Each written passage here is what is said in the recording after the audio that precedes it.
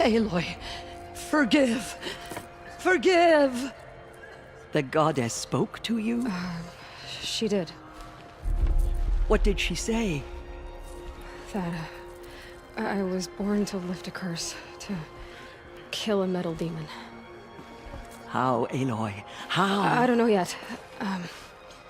But she told me where to go to find out. And you will do this? It was her wish. What she made me for. Yes, I will do it. I'll try anyway. All praise Aloy, anointed of the Nora! All praise Aloy, anointed of the Nora! Up! All praise Aloy, anointed of the Nora! First you shun me, now this? I will not be worshipped. I'm not your anointed. I don't belong to you. There's a whole world beyond your borders, whole tribes of people just as good as you. And it is all in danger. It's a world worth fighting for. Not just here, everywhere. How can we help? If you can fight, and you're willing, go to Meridian and wait for me there. As Aloy says, so it shall be. Nora! Make way for Make Aloy! way, that she may forge the path for others to follow.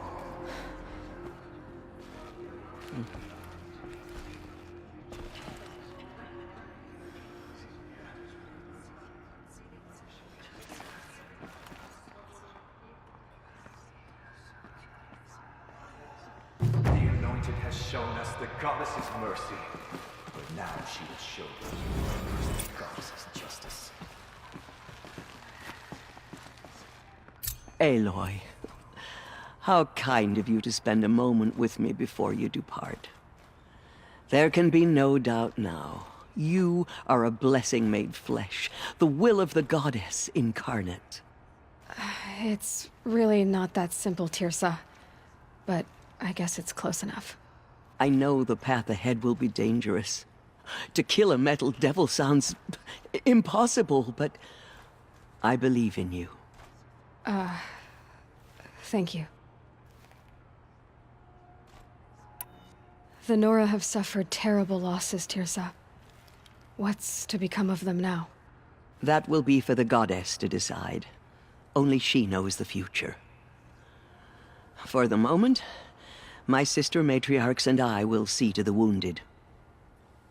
And as I promised, anyone who wishes to join you at Meridian, we will declare seekers. I think for the time being, we should remain here in the mountain, close to the goddess. That might be best. If nothing else, it's a defensible position. Tirsa, I want to know Rost's story. Why he was made an outcast. He never told me, said he took an oath of silence. What did he do? Oh. Yes, that. What crime did he commit? I will tell you if you wish. But it is a long story. Are you sure you want to hear it now? Of course I want to hear it. Tell me. Rost never committed any crime. He was an outcast by choice. What? What do you mean? Many years ago, before the derangement, before the Red Raids, a band of murderous outlanders, 12 in number, struck without warning. At Mother's Vigil, they took hostages, and then pressed on, headed for Devil's Thirst.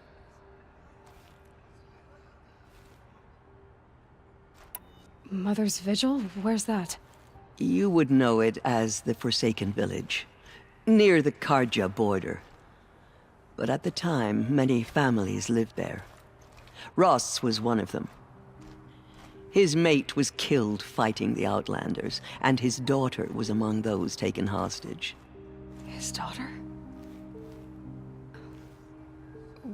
What was her name? Alana. She was just 6 years old. Nora Braves couldn't stop 12 Outlanders? Or rescue the hostages? It was quite impossible. We outnumbered them, but every time a Brave came within bowshot, the Outlanders killed a hostage. What did they come here to do? That was never discovered. We couldn't track closely enough to observe them. We know they camped beyond Devil's Thirst for 2 days. There were reports of strange noises. And then, as suddenly as they came, the Outlanders made their way back to the border and disappeared. What happened to Rost's daughter? She was killed. Rost was one of the Braves who tracked the Outlanders, keeping his distance. There were 6 hostages still alive when they reached the border, Alana among them. Rather than release them, the Outlanders slit their throats and left the corpses just across the border, mocking us. Why? Cruelty. They knew the faithful Nora would not leave the sacred land to collect the bodies, let alone pursue them. They thought themselves safe from our vengeance.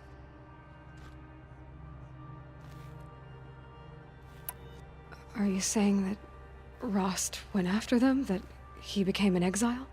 No. Rost was beside himself with grief, but even so, he would never have broken taboo. Then what did he do? He called upon the most terrible and secret rite of the Nora tribe. He begged to be made a Death Seeker.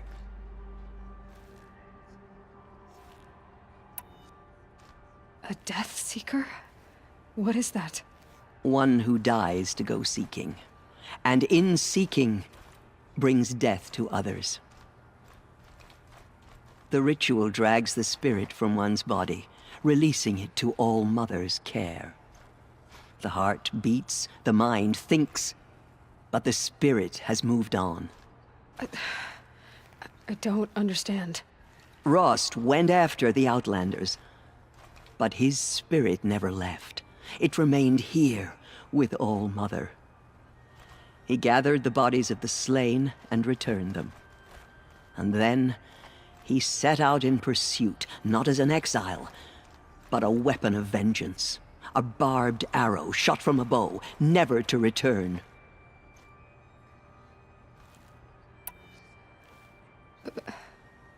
But Rost did return. Yes. A full year later, and terribly wounded. He collapsed at the border of the sacred land. A hunting party came upon him. He was delirious, in agony. By law, he should have died where he lay. But one of the hunters broke taboo, and reaching across the border, she dragged him to our side. Who was she? A brave who'd lost a mate and 2 sons to the very Outlanders that Rost pursued.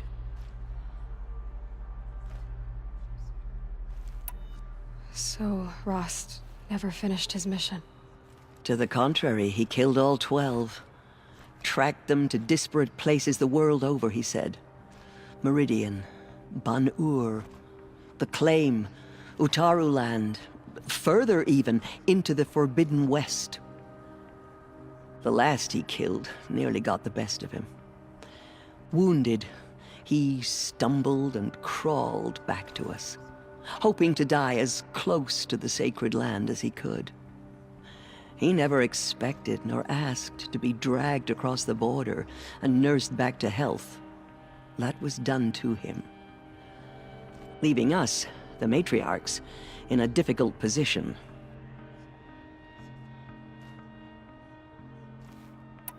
Why couldn't you just welcome him back? Rost had been made a Death Seeker, Aloy. He no longer had any place among the tribe. By law, he should have been driven back out. But We couldn't bring ourselves to do that, so we offered a compromise. You made him an outcast. Yes. We offered to do so on the condition he never speak to anyone of this exception. After all he did, all he suffered, to be declared an outcast was his reward. Rost was overjoyed.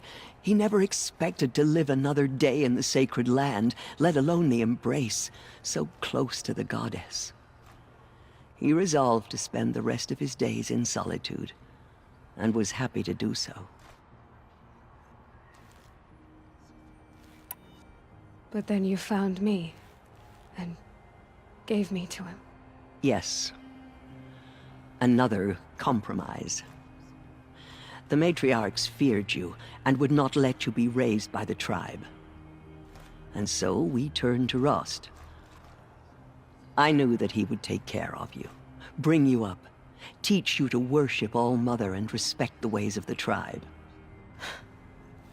He certainly tried anyway. You took a man who'd lost his daughter and made him raise an infant girl? Doesn't that strike you as callous? I'm inclined to think the course of events has shown the wisdom of our choice. And I'm quite certain that from the moment he laid eyes on you, he saw you as a gift, and never a burden. All right, Tirsa, that's quite a story. It's time for me to move on. I thank you for doing what you could to help me through the years, and for telling me Rost's story. I wish I could have done more, but I am just one woman. As am I. No need to sell ourselves short. Oh, thank you, Aloy. I will pray for you. Okay, I guess it can't hurt. Lost many brave Nora to the killers, but they did not shake us from our faith. My life has been long, but I've never seen anything like that. Tirsa was right. A blessing, Aloy. not a curse. We were so unsure. They say she came from the mountain, that the mountain was her mother. I will lead a goddess war party emerged to from within Meridian. the holy mountain. You have my word. She came out of the mountain, and she was changed, anointed. I saw you go inside and saw you emerge. She walks alone. But it's still hard to believe. Forgot. You were an outcast once. But now, well, I'm not sure what you way. Those faithless murderers brought slaughter to our tribe. Anointed. I misread the signs. Forgive! I told you, Lansra, I'm not your anointed. Our fallen tribe.